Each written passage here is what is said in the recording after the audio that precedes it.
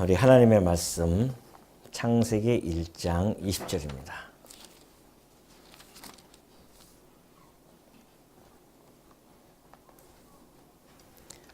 창세기 1장 20절 말씀 보시겠습니다.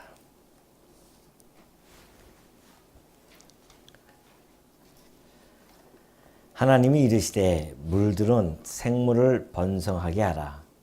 땅 위 하늘의 궁창에는 새가 나르라 하시고 하나님이 큰 바다 짐승들과 물에서 번성하여 움직이는 모든 생물을 그 종류대로 날개 있는 모든 새를 그 종류대로 창조하시니 하나님이 보시기에 좋았더라. 하나님이 그들에게 복을 주시며 이르시되 생육하고 번성하여 여러 바닷물에 충만하라. 새들도 땅에 번성하라 하시니라. 저녁이 되고 아침이 되니 이는 다섯째 날이니라. 우선 23절까지 봉독해 드렸습니다. 지난 시간에 하나님께서 지구를 만드시고요. 그리고 위에다가 하늘 위에는 천체를 만드시는 그런 내용을 우리가 살펴본 바가 있죠. 하나님의 그 능력이 그 천체에서 빛을 발하시는데요. 모든 행성들이 공중에 떠 있으면서 자전하고 공전하는 이런 놀라운 역사가 벌어지게 되어집니다. 그 모든 것들이 하나님의 당신의 능력으로 그걸 붙잡지 않으면은 그건 그렇게 이루어질 수가 없죠. 아무 질서 없이 정말 혼돈에 거듭하면서 부딪힐 수밖에 없고 깨질 수밖에 없는데 그 모든 별들이 질서 있게 운행되어진다고 하는 것은 하나님께서 이 천지를 창조하실 뿐만이 아니라 보존하시고 또 운행에 가심을 너무나 잘 보여주고 있는 사건이 됐었습니다. 오늘은 이제 하나님께서 만드신 그 물과 육지 위에 생물들을 하나하나 만들어가기 시작하죠. 근데 여기서 보면은 20절에 물들은 생물을 번성하게 하라 그렇게 이야기합니다. 사실 우리가 이 땅에 살아가면서 물이라고 하는 그 존재는 매우 중요하죠. 그래서 일찍이 서구 철학의 아버지라고 하는 탈레스가 그런 얘기를 하지 않습니까? 모든 자연 만물의 근원은 물이다라고 이렇게 이야기하므로 많은 사람들이 그때부터 이 물에 대한 인식들을 중요하게 생각하죠. 지금도 끊임없이 우주를 탐험하면서 어느 행성에 조금이라도 물이 있으면 지구인들이 환호를 지르고 좋아하는 것은 그곳에도 생명체가 살 수 있다라고 하는 것을 믿기 때문에 지금도 그렇게 여전히 물을 찾으러 다니고 있습니다. 그러나 그들이 이야기하는 그 물이 자연 만물의 근원이 물이 아니라 사실은 모든 생명의 근원은 하나님이시잖아요. 하나님이 물들에게 명령하신 겁니다. 물들아, 너 번성해라. 그렇게 많은 생물들을 번성케 하라. 그렇게 이야기하죠. 그래서 물들은 그 하나님의 말씀을 충실히 이행하고 있는 중입니다. 그래서 물에서 생물들이 곤충들도 자라나고 많은 이 번성한다고 하는 것은 원문에 보면은 막 우글거리다, 가득 차 있다 뭐 그런 것이죠. 그만큼 생물이 끊임없이 물이 없으면은 생물이 살아날 수가 없잖아요. 그래서 생물을 번성케 하는 그런 역할을 하게 되어지고요. 땅 위 하늘에는 나르는 새들이 가득 차여집니다. 새가 나르라 하시고 그러면서 큰 바다 짐승들과 물에서 번성하여 움직이는 모든 생물을 그 종류대로 또 날개 있는 모든 새도 그 종류대로 창조를 하게 되어지십니다.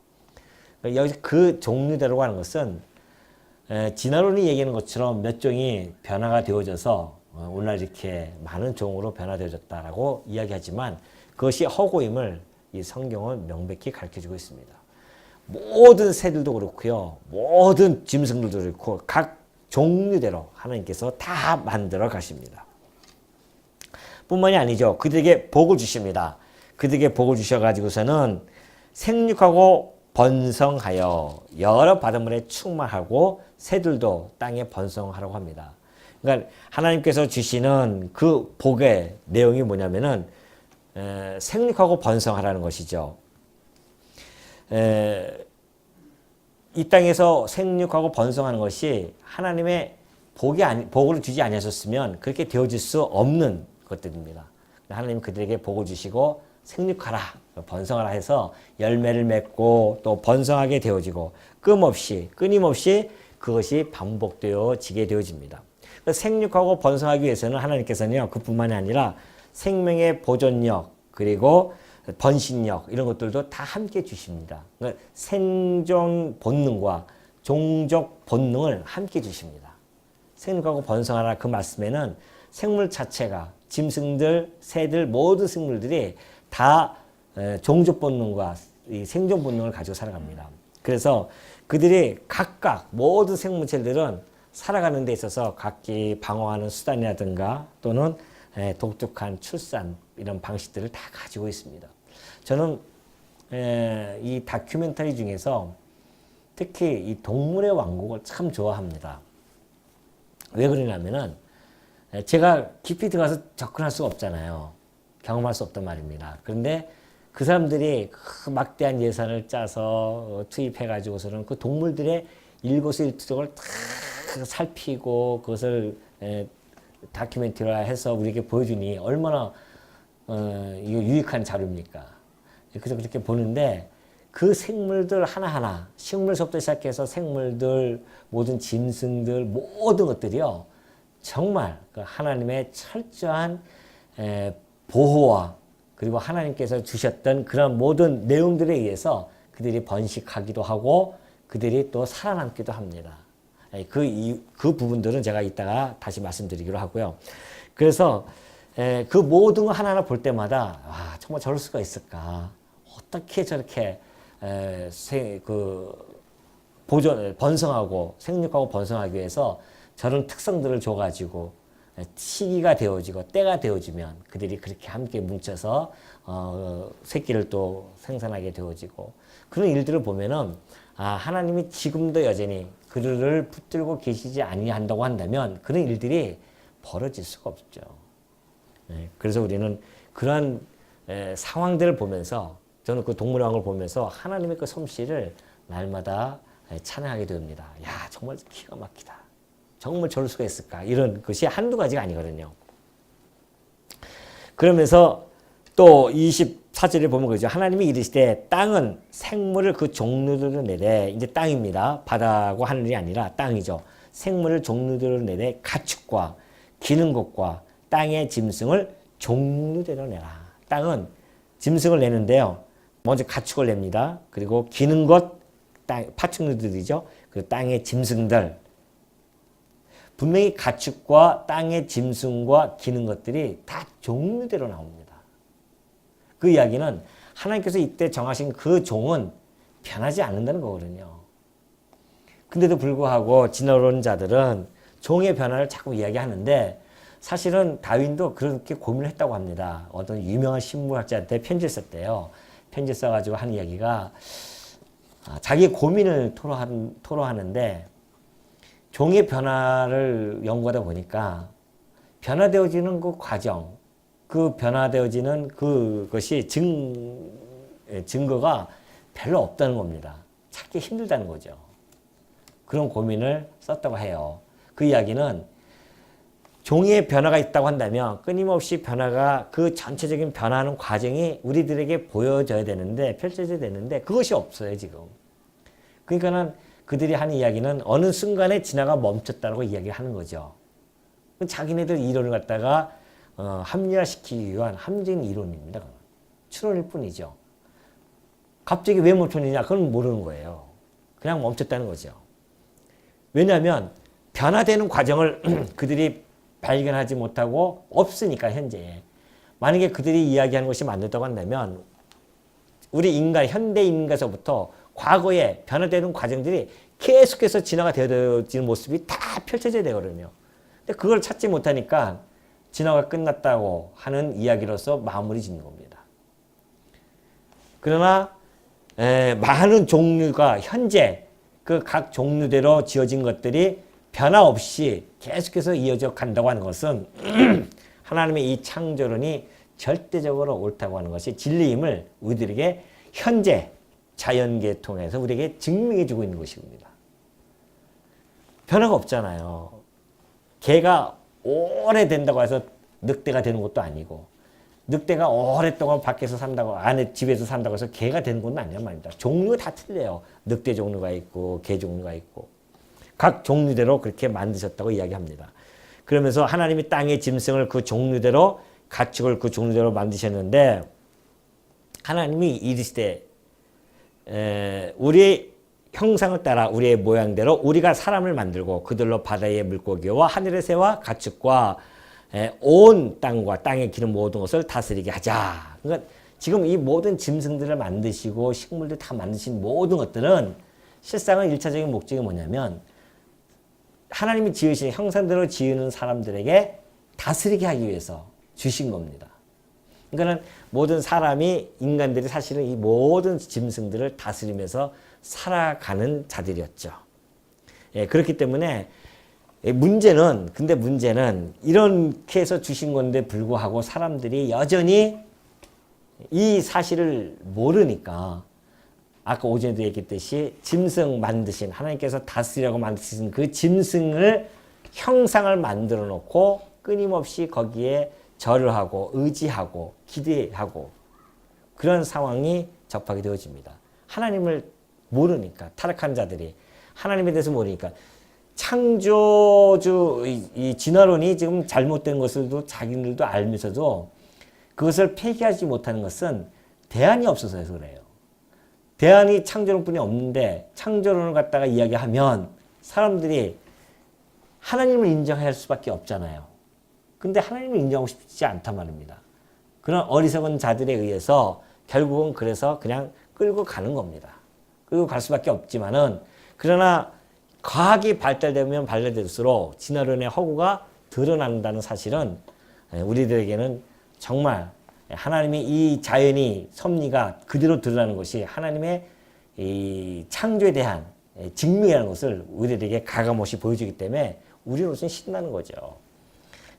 모든 자연의, 동물의 세계를 보더라도 그렇고, 이것이 하나님의 창조 섭리가 아니고서는, 창조 사역을 아니고서는 도대체 이루어질 수 없는 그런 일들이 이루어졌다. 이것을 우리들에게 지금 증거해 주고 있습니다.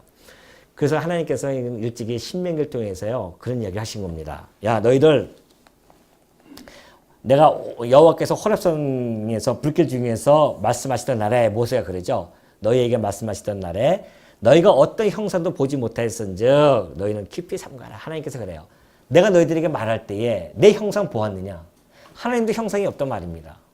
그런데 어떻게 그 하나님 만드신 피조물을 가지고 형상을 만들어서 하나님처럼 그렇게 하나님처럼 섬기려고 하느냐? 그런 이야기죠. 그러면서 스스로 부패하여 어떤 형상대로든지 우상을 새겨 만들지 말라. 율법에 아주 명시되어져 있습니다. 그러면서 남자, 여자든지 어떤 짐승, 땅 위의 짐승이든지, 아까 얘기했죠? 하나님께서 만드신 것들, 땅 위의 모든 짐승, 또 하늘을 나는 모든 날개들 가진 것들, 또 땅 위에 기는 어떤 곤충들, 땅 아래 어떤 물속에 있는 어떤 어족이든지, 내가 이거 다 만들었으니까 여기다가 형상 만들어 놓고 잘하지 말라고 그렇게 신신당부하게 되어집니다. 오전에도 내가 말씀드렸듯이 이 사람은 자기가 피조물이니까 약하잖아요. 그러니까 좀 더 강한 존재에 대한 동경심이 있고요. 거기에 대한 의지감이 자꾸만 기대려고 합니다. 근데 문제는 하나님은 형상이 없으시잖아요. 안 보인단 말입니다.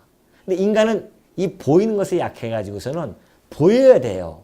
자기가 뭐 하는 것에 보여야 이것이 자기를 도와줄 수 있고 자기의 안녕과 번영을 책임질 수 있는 것이다라고 생각을 하지, 안 보이면은 하나님이 안 보이시니까 의지해서 할 수도 없고 기대할 수도 없고, 그것이 인간의 연약한 모습이죠. 육신의 한계를 가지고 하나님의 것을 보지 못하고 만드신 것에 현혹을 당하고 미혹을 당하는 그런 모습, 이것이 바로 하나님을 상실한 자들, 그리고 하나님을 떠난 자들의 비참한 말로라는 것을 우리는 너무나 잘 알고 있게 되어지죠. 근데 하나님께서는 이 동물들을 내가 각 종류대로 만들었고, 이 내가 하나님이 만드셨고 창조하셨고 지금 내가 이것들을 보존해 가고 있다. 그러니 너희들 이거 섬기지 마라. 이런 내용들을 너무나 잘 보여주는 대목이 있습니다. 지난번에도 말씀드렸지만은 하나님께서 욥을 통하여서 당신의 이 창조하셨던 그 전능성의 그 성품을 다 보여주신단 말입니다. 그 욥을 통해서 내가 이런 전능자야, 무소불능한 자야 라고 하는 것을 욥에게 가르쳐주고요. 욥은 그걸 찬양하잖아요. 와, 정말 그 모든 걸 다 듣고 나서 하나님의 행하신 일들을 듣고 나서는 정말 하나님은 무소불능하신 분이십니다 라고 찬양하지 아니할 수 없도록 하나님 조목조목 꼼짝 못하도록 그렇게 해나가시는 장이 바로 38장서부터 전개가 되어집니다. 사실은. 그래서 내가 지난번에 말씀드렸죠. 바다의 한계를 내가 이렇게 정해놓는데 그것을 네가 바다가 넘기지 못하도록 내가 했다. 그런 것들을 모든 것들 뭐 천체 만들어서 그걸 움직이는 것들도 내가 했고 하면서 쫙 설명해 주잖아요. 그 설명하는 가운데에 이제 이 지구상에 있는 하나님께서 오늘 만드신 그런 짐승에 대한 부분들을 하나하나 들어서 설명을 해줍니다. 그게 이제 욥기 38장, 39장, 40장까지 펼쳐져요. 욥으로 하여금 아무 소리 못하도록 그렇게 만드십니다. 그러니까 욥이 나중에는 할 말이 없잖아요. 주여 내가 할 말이 없습니다. 오직 당신만이 전능하신 분이십니다. 라고 고백을 하죠. 저는 오늘 그 부분을 좀 여러분과 함께 하나하나 살펴보고자 합니다. 그래서 하나님이 어떻게 만드셨고 그 종류대로 그 특성을 가지고 하나님이 설명해 주고 계십니다. 지금 내가 이걸 이렇게 만들었어. 너 아느냐? 내가 이걸 이렇게 만들었는데 네가 아느냐 하면서 하나하나 설명을 해줘요. 하나님이 조물주니까 잘 아실 거 아닙니까? 욥에게 그걸 설명해 주는 것을 우리가 한 10가지 정도, 한 11가지 짐승을 하나님이 들어서 설명해 주거든요. 그걸 우리가 하나하나 보면서 진짜 하나님이 이런 특성을 가지고 이렇게 만드셔서 그들을 그렇게 살아가게 하시는구나.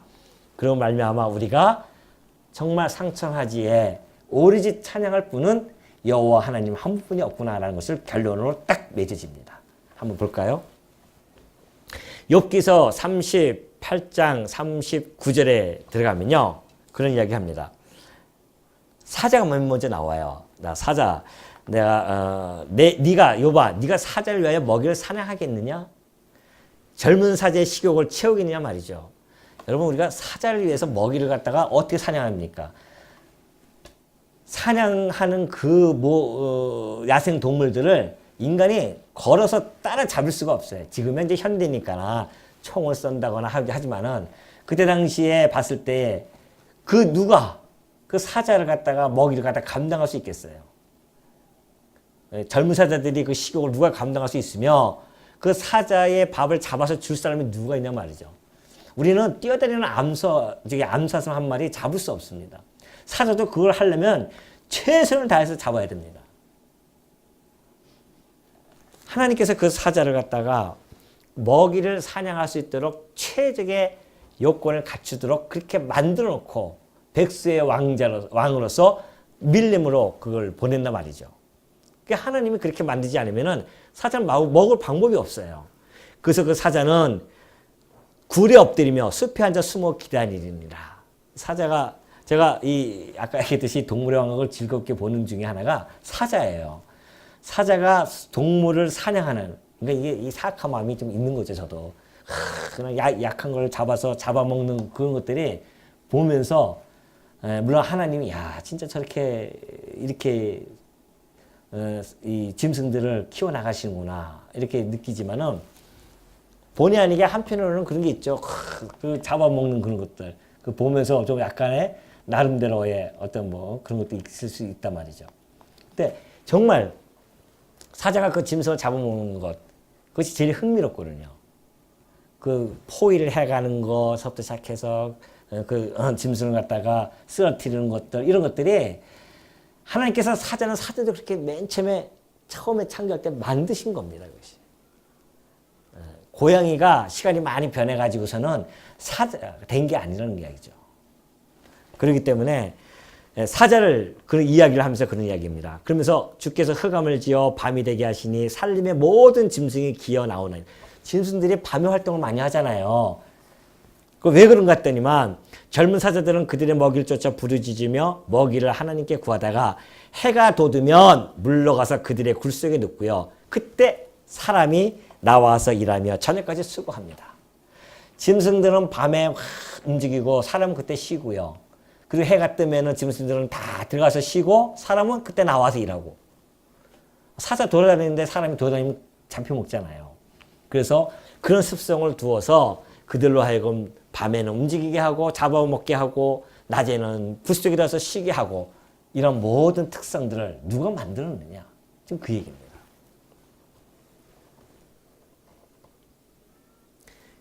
거기 재미있는 표현이 하나 있죠. 젊은 사자들은 그들의 먹이를 쫓아 부르짖으며 그들의 먹이를 누구에게 구해요? 하나님께 구한대요. 젊은 사자들이. 하나님이 이렇게 말씀하시는 거죠. 내게 구하고 있다. 지금. 저것들이 쫓아다니면서 하나님께 구해서 하나님의 결제가 떨어져야 암사슴도 그 앞에서 쓰러지는 것이지 결제가 안 떨어지면 암사슴 살아서 도망갑니다. 짐승들조차도 사자조차도 하나님께서 생명을 붙들고 계신다. 모든 생물들이 그렇습니다. 한결같이 다 하나님의 능력에 좌우될 뿐만이 아니라 그들의 생을 영위에 간다는 사실입니다. 사자만 그렇습니까? 까마귀를 하나를 들어줍니다. 하나님께서. 까마귀 새끼가 하나님을 향하여 부르짖으며 먹을 것이 없어서 허우적 거릴 때에 그것을 위하여 먹이를 마련하는 이가 누구냐? 참 표현이 그렇죠. 까마귀 새끼가 막 새끼들 여러분 보셨죠? 까마귀 새끼를 막 부르짖지 않습니까? 근데 그것을 하나님을 향하여 부르짖는다고 표현을 합니다. 먹을 것이 없어서 허우적거릴 때에 그것을 위하여 어미가 가서 먹이를 마련하잖아요. 어미가 먹이를 마련하는 것도 하나님의 결제가 떨어져서 곤충도 그 어미가 잡아서 먹일 수 있다는 것입니다. 그러면서 이제 우리 주님이 그런 말씀을 하시죠. 누가복음에 보면은 야 까마귀를 생각해라. 심지도 않고 거두지도 아니하고 골방도 없고 창고도 없는데 하나님이 기르시지 않느냐. 그런 이야기. 같은 맥락이죠 지금. 이 시편 기자가 욥에서 하나님께서 말씀하신 거와 이 주님이 말씀하는 똑같은 이야기 아닙니까? 까마귀가 하나님께 먹이를 구하듯이 하나님께서 다 먹이시고 입히시고 입히시면 털이니까 입힌 거죠. 그것도. 그래서 골방도 없고 창고도 없지만은 하나님이 기르시지 않느냐. 너희는 새보다 얼마나 더 중하겠냐 말이죠. 까마귀조차도 그렇게 하나님께서 다 먹이고 살리시는데 너희는 오죽하겠느냐. 그런 말씀을 하시면서 하는 이야기가 바로 여기 있었습니다. 세 번째 짐승은 산염소. 이거 보셨죠 여러분? 지나가다 봤는데 저 수직절벽에 살아있는 저기 옆에 붙어 있잖아요. 저게 산염소입니다. 저 산염소를 새끼 치는 때를 알 수 있겠어요? 쫓아가서? 이제 발견하셨어요? 잘 안 보시는 거 뒤에서? 저 산염소가 새끼 치는 때를 알 수 있겠어요? 우리가 쫓아다니면서? 안 돼요. 몰라요. 하나님이 하신, 내가 이 산염소를 만들었다는 겁니다. 이 특성은 저는 절벽에 살 수 있도록 저렇게 만드신 거예요. 절벽에 떨어지지도 않습니다. 저 종류를 그렇게 만드신 거예요, 그냥. 그 종류대로. 산염소는 저기서 살 수 있도록. 산을 깎아서 그 산 속에서 살 수 있도록. 그러니 저 수직 절벽 위에 산염소가 새끼 치는 때를 네가 봤느냐, 이거. 보기는 하겠어요, 이거. 언제 새끼 치는지 아냐 말이죠. 뿐만이 아닙니다. 암사슴이 새끼 낳는 것을 네가 본 적이 있느냐, 그러죠. 암사슴 새끼 낳는 적도. 그것들이 몇 달 만에 만삭되는지를 네가 아느냐. 낳을 때를 아느냐. 그것들이 몸을 굽부리고 새끼를 낳으니 그 괴로움이 지나가고 그 새끼는 강해져서 빈들에서 크다가 나간 후에는 다시 돌아오지 아니한다. 암사슴은 암사슴대로 그렇게 하나님께서 들판에 탁 키워나가신다. 그 암사슴 보십시오. 새끼 낳으면 낳자마자 일어나잖아요. 그냥. 우리처럼 그냥 길라면 그냥 얼마나 길러야 됩니까? 근데 암사슴은 낳자마자 그냥 뛰어다녀요. 그 특성을 하나님께서 종류대로 그렇게 만드셨으니까 그런 거지. 아니, 개새끼 낳는데 개새끼 뛰어다니는 거 봤어요? 안 그러잖아요. 그 특성을 하나님께서 정해주셨고 그 특성대로 하나님께서 좀 끌고 가신다는 겁니다. 인간은 한낱 산념소, 아까 얘기했던 그 산념소의 분만 시기조차 모릅니다. 그리고 그러면서도 하나님의 섭리에 대해서는 불만을 갖고 불평을 하고 그럴 때가 참 많이 있죠. 우리의 무지와 어리석음을 드러내는 것과 같습니다. 하나님의 깊은 그 섭리, 신묘막측한 그 섭리를 우리가 안다고 한다면 지금의 이 살아가는 이 삶의 현실 속에서 우리가 해석이 안 된다 할지라도요. 그것 때문에 하나님을 원망하고 불평하면 안 되는 거죠. 뒤돌아보면 한참 가서 보니까 그때서야 그때 하나님께서 왜 그렇게 하셨는지 답이 나온단 말입니다. 그때서야. 지금 당장은 해석이 안 될 때가 있어요. 그러나 한참 시간이 흐르다 보면 그때 하나님이 왜 그렇게 하셨는지에 대한 해석이 그때 나오기도 한단 말입니다. 그래서 우리의 삶을 너무나 좁게 보는 것이 아니라 항상 우리가 태어나서 죽을 때까지 전 삶을 우리가 살펴본다고 하는 것이 성도로서 갖는 그런 총체적인 시각입니다. 성도는 그런 총체적인 시각이 있어야 됩니다. 그래야 하나님께서 하시는 우리는 왜 그런 시각을 자꾸 갖게 되어지냐면 우리는 하나님이 처음 창세기 1장에서 이 모든 것을 시작했고 요한계시록 마지막에서 끝내는 것을 우리가 알고 있기 때문에 그 시각을 우리에게 주셨기 때문에 성도들은 끊임없이 우리의 삶에 대한 총체적인 시각이 없이는 부분적인 해석이 되어지면 안 된단 말입니다. 부분적인 해석에 취해버리면 좀 잘해주면 하나님 최고 하다가 좀 안 되면 하나님 불평하고 불만하고 나는 왜 이렇게 살아야 돼 하면서 절망하고 그렇게 되어진단 말이죠. 그러나 내가 태어나서 죽을 때까지 모든 삶을 하나님의 장중에 나를 붙들고 살아가신다. 하나님이 때때마다 내게 어려움 주실 때도 있고 내게 형통함을 주실 때도 있고 이런 모든 삶의 전 영역을 하나님이 섭리하시는 그 섭리의 손길로 바라보고 우리가 매의 눈처럼 조망을 해야 되죠. 우리의 삶을 전체적으로 쫙 그걸 봐야 그때 비로소 우리가 하나님의 섭리에 대해서 해석이 부분적이 아니라 전체 속에서 부분을 해석할 수 있는 시각이 열리는 겁니다. 그렇지 않고서는 시시때때로 우리는 쓰러지고 엎어지고 괴로워하고 그럽니다. 항상 얘기했듯이 십자가 사건만 보면 안 된다는 겁니다. 십자가 뒤에 드려질 그 어마어마한 부활의 영광을 봐야 되는 거죠. 우리 삶이 그런 겁니다. 한 부분만 보는 것이 아니라 우리 안에는 어마어마한 영광이 우리 삶에 펼쳐져 있기 때문에 내가 죽을 때까지 그 삶을 바라보면서 인내를 가지고 그 환난을 견뎌내기도 하고 이것이 하나님의 섭리를 아는 자들의 삶의 모습 아니겠어요? 이 창조 세계를 바라보면서도 우리는 그걸 깨달을 수가 있는 것이죠. 그러면서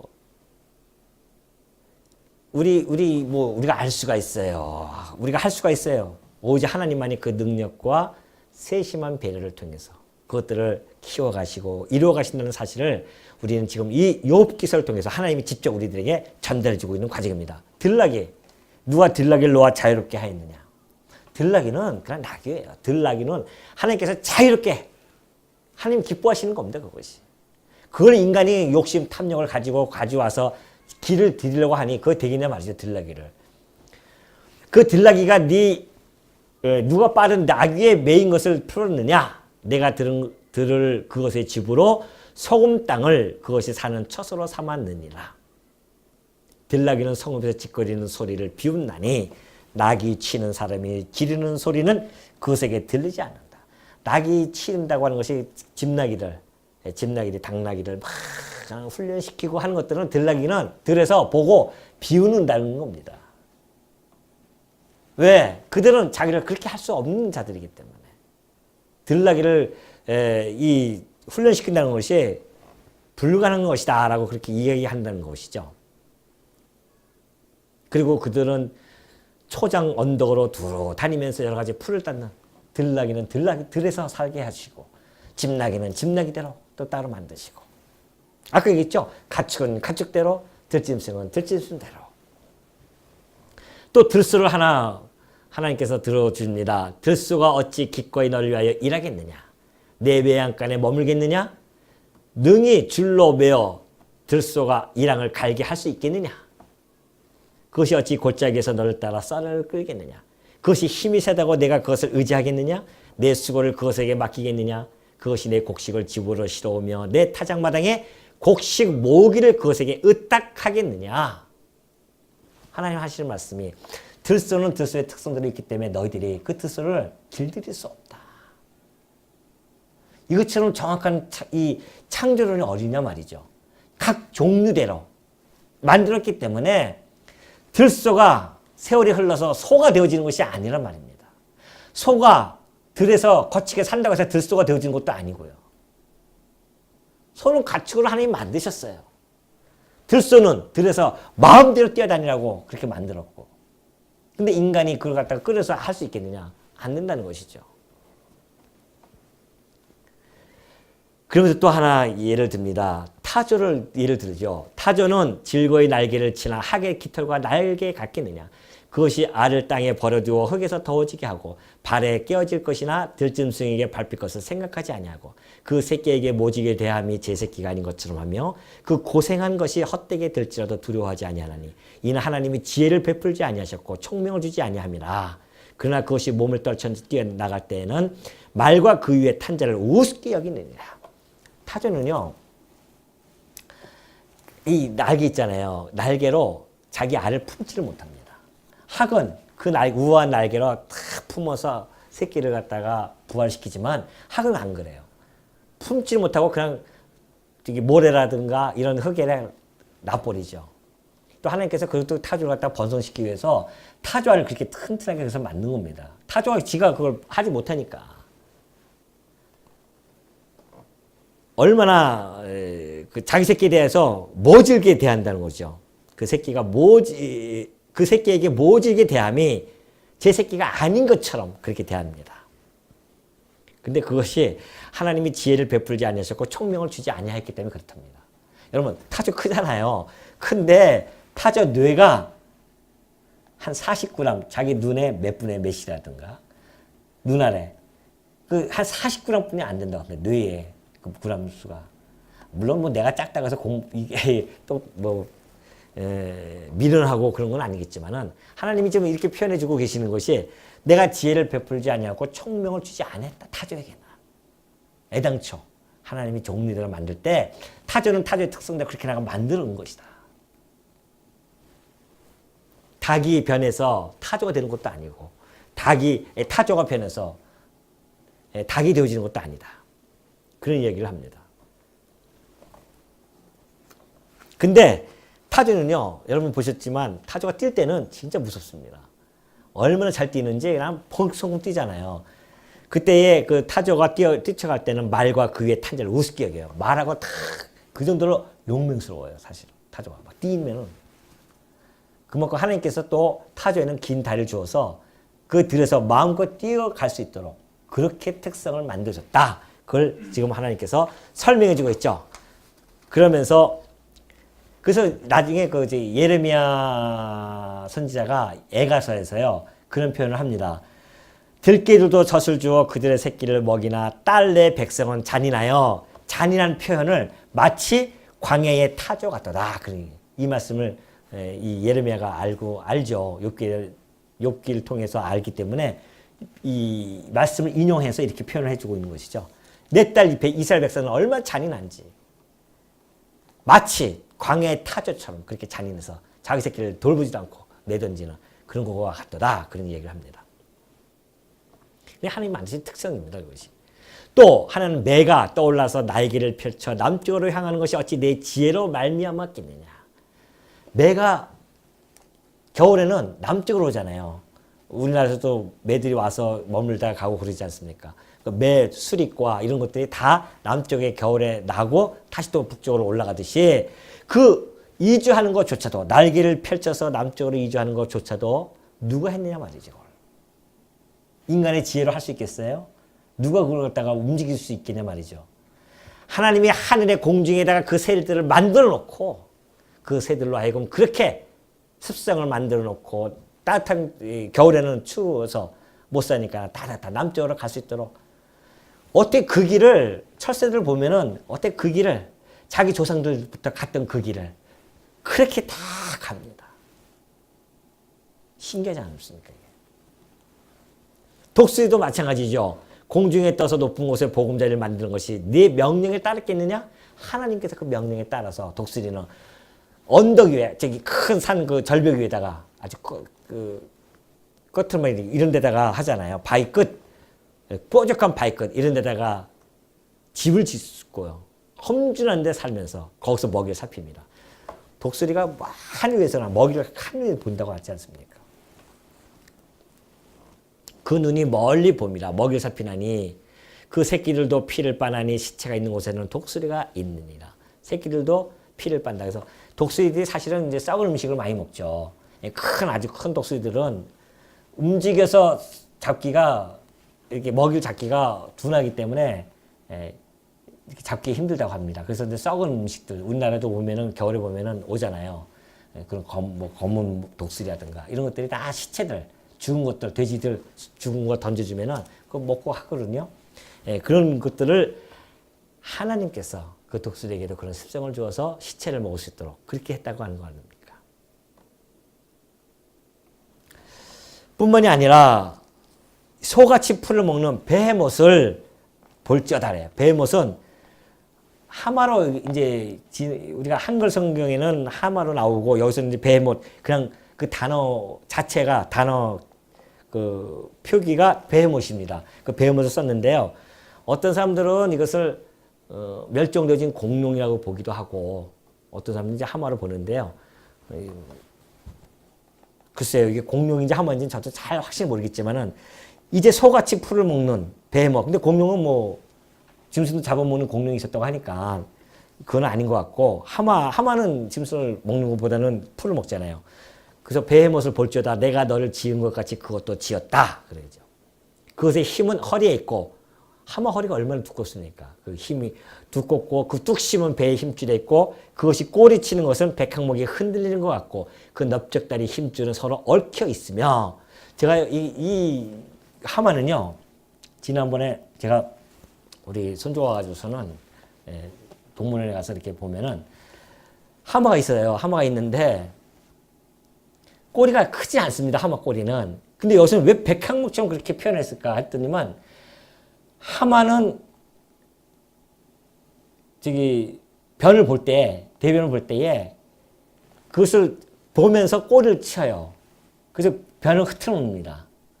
나중에 한번 인터넷 가셔서 하마에 그걸 한번 보십시오. 꼬리 쳐보면 나와요. 그럼 그 동영상이 있는데 저도 그걸 보고서는 야 진짜 그 힘이 얼마나 강한지 백항목 흔들리는 것처럼 짧은 꼬리인데도 그걸 변을 갖다가 막 이렇게 치니까 변을 흩어야 되니까 힘있게 치더라고요. 이게 그래서 그걸 보면서 내가 이게 어쩌면 하마일 수도 있겠다라는 생각이 들더라고요. 여기서 그대로 이야기하는 겁니다. 꼬리 치는 것이 백항목이 흔들리는 것 같고 넓적다리 힘줄은 서로 얽혀 있으며 뼈는 녹관 같고 뼈대는 쇠 막대기 같지 않느냐. 그것은 하나님 만드신 것 중에 으뜸이라 그것을 지으시니가 자기의 칼을 가져오기를 바라라. 하마는 인간이 어떻게 잡아서 할 수 있는 동물이 아니에요. 하나님만이 그 하마를 잡을 수 있다는 얘기죠. 그걸 시적으로 표현한 거죠. 또 하나는 리오야단. 리오단이 뭡니까? 악어죠, 악어. 네가 낚시로 리오야단을 끌어낼 수 있겠느냐? 노끈으로 혀를 맬 수 있겠느냐? 밧줄로 코를 꿰맬 수 있겠느냐? 갈고리로 아가미를 깰 수 있겠느냐? 많은 창으로 그 가죽을 찌르거나 작사를 그 머리에 꽂을 수 있겠느냐? 내 손에 그것을 얹어보아라. 다시는 싸울 생각을 못할 것이다. 큰 악어를 보면은 정말 대단하죠. 그래서 참으로 잡으려는 그의 희망은 헛된 것이고 그것의 모습을 보기만 해도 기가 꺾인다. 아무도 그것을 격동시킬 만큼 담대하지 못하거든 누가 내게 감히 대항할 수 있겠느냐. 하나님이 만드시어 그 악어도 그렇게 담대하게 만들었고 근데 누구도 그걸 가서 접근할 수 없을 정도로 그렇게 만드셨는데 하물며 그 하나님을 대항한다? 다시 말해서 하나님을 아까 얘기했듯이 경건치 못하고 우상을 만들어 놓고 그럴 수 있겠냐 말이죠. 그러면서 결론적으로 하는 이야기가 누가 먼저 내게 주고 나로 하여금 갚게 하겠느냐. 이 모든 내가 다 만들었는데 그것을 나에게 주면서 갚아달라고 할 수 있겠느냐 이 이야기입니다. 온 천하에 있는 것은 다 내 것이니라. 내가 다 만들었다. 다 내 것이다 이게. 그렇죠. 우리께 이 세상에 무엇이 있겠습니까? 적신으로 왔다가 적신으로 돌아가는 우리들의 모습인데 우리께 뭐가 있어요? 아무것도 없잖아요. 아무것도 없이 태어나서 이만큼 가지고 살면 됐지. 네? 끝없이 우리는 또 탐욕을 추구하잖아요. 그러면서 하시는 말씀이 내가 그것의 지체와 그것의 큰 용맹과 늠름한 최고에 대하여 잠잠하지 않겠다. 내가 만들었기 때문에 나 다 안다. 쭉 이야기합니다. 자, 그러면서 이제 결론적으로 시편으로 넘어갑니다. 시편에 가면 만물을 다스리는 여호와에 대해서 쭉 이야기해 주죠. 주의 손으로 만드신 것을 다스리게 하시고 만물을 그의 발 앞에 두셨으니 곧 모든 소와 양, 들짐승, 공중의 새, 바다의 물고기, 바닷길에 다니는 모든 것들 다 하나님께서 만드셨고 하나님께서 다스리신다. 그 얘기를 하시고 있는 거죠. 그러면서 여호와께서 샘을 골짜기에서 솟아나게 하시고 산 사이에 흐르게 하사 각종 들짐승에도 마시게 하시고 들나귀도 해결하며 그 짐승들을 만들어 놓고 끝나는 것이 아니라 하나님께서 누구에게서 물을 주셔가지고 그들로 하여금 먹기도 하시고 그들로 하여금 지저귀기도 하시고 또 나무도 만들어서 나뭇가지에서 집도 쳤고 거기서 그 가에서 깃들이며 지저귀기도 하고 뿐만이 아니라 채소를 자라나게 해서 먹이기도 하고 쭉 있죠. 시편 쭉 넘어갑니다. 그리고 그 속에 깃들이며 새들이 그 속에 깃들이며 학은 잣나무로 집을 삼는도다. 이 모든 것들 다 하나님께서 만드셨고 그렇게 이끌어 가신다. 높은 산들은 사냥을 위하며 아까 높은 산들은 사냥을 위하며 바위는 너구리의 피난처로다. 여호와께서 주께서 하신 일이 어찌 그리 많은지요. 주께서 지혜로 그들을 다 지으셨으니 주께서 지은 것들이 땅에 가득하나이다. 땅에 가득하지 않습니까? 지으신 것들이. 아까 창세기에서 하나님께서 지으셨던 것처럼 넓은 바다가 있고 그 속에는 생물, 크고 작은 동물 가득합니다. 그 속에는 하나님께서 지으신 니오야단도 있고요. 27절에 보면은 104편 27절에 보면 이것들은 다 주께서 때를 따라 먹을 것을 주시기를 바라나이다. 모든 짐승 만드셨는데 짐승들이 때를 따라서 하나님께 먹을 것을 주기를 바란다.